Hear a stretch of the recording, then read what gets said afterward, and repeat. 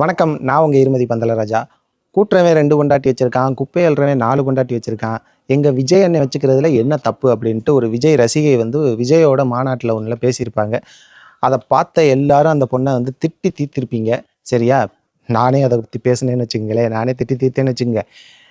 அந்த பொண்ணு ஒரு தனியார் யூடியூப் சேனலுக்கு ஒரு பேட்டி கொடுத்துருக்காங்க. என்ன அப்படின்னு பார்த்தீங்கன்னா, நான் தெரியாமல் பேசிட்டேன், ஒரு உணர்ச்சி வசப்பட்டு பேசிட்டேன். எங்கள் பெரியம்மா கூட துப்புரவு பணியாளர் தான், அவங்களெல்லாம் மரியாதை குறைவாக பேசுன மாதிரி இருந்துச்சு அந்த பேச்சு. நான் போய் பார்த்ததுக்கப்புறம் தான் எனக்கே தெரியுது, சீமான் சாரை பற்றி தப்பாக பேசிட்டேன், ஸ்டாலின் சாரை பற்றி தப்பாக பேசிட்டேன், எல்லாத்துக்கும் நான் மன்னிப்பு கேட்டுக்கிறேன் அப்படின்ட்டு அந்த பொண்ணு அந்த தனியார் யூடியூப் சேனலில் பேட்டி கொடுத்துருக்கு. சரியா? மன்னிக்கிறவன் மனுஷன், மன்னிப்பு கேட்குறவன் பெரிய மனுஷன் அப்படின்னு சொல்லுவாங்க. தன்னோட தப்பை உணர்ந்து அந்த பொண்ணு மன்னிப்பு கேட்டுருச்சு.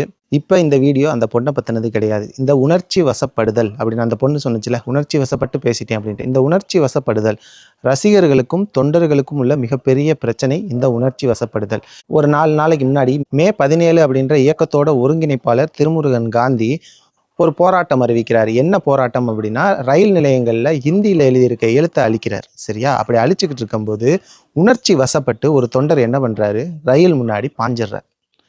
அந்த போராட்டத்தை நடத்தின திருமுருகன் காந்தி பத்திரமா வீடு போய் சேர்ந்துட்டார். ஆனால் அதை போராட்டத்துக்கு வந்திருந்த தொண்டர் ரயில் முன்னாடி பாஞ்சு, நல்ல வேளை உசுருக்கு எந்த ஒரு ஆபத்தும் இல்லை, ஹாஸ்பிட்டலில் காப்பாற்றிட்டாங்க. இதே மாதிரி திருப்பரங்குன்றம் விவகாரத்தில் தீக்குளிச்ச ஒரு சம்பவம் நடந்துச்சு. அந்த அண்ணன் தீக்குளிச்சுட்டு போயிட்டார். ஆனால் அந்த அண்ணன் குடும்பம் என்னாச்சு? அந்த அண்ணன் குடும்பத்துக்கு பண உதவி செஞ்சாங்க, பொருள் உதவி செஞ்சாங்க. பண உதவி, பொருள் உதவி அந்த குடும்பத்துக்கு போதுமா? அந்த அக்காவுக்கு ஒரு கணவன், அந்த பிள்ளைகளுக்கு ஒரு அப்பா. அந்த இடத்த யாரையாலையும் பூர்த்தி செய்ய முடியாது. இந்த பண உதவியோ இந்த பொருள் உதவியோ அந்த இடத்தை பூர்த்தி செய்ய முடியுமா? முடியாது. உணர்ச்சி வசப்பட்டு ரசிகர்கள், தொண்டர்கள் ரயில் முன்னாடி பாஞ்சாங்க, தீ குளிச்சாங்க அப்படின்ற செய்தியை நம்ம கேள்விப்பட்டிருக்கோம். என்னைக்காவது எந்த தலைவராவது ரயில் முன்னாடி பாஞ்சாரு, தீ குளிச்சாரு அப்படின்ற செய்தியை கேள்விப்பட்டிருக்கோமா?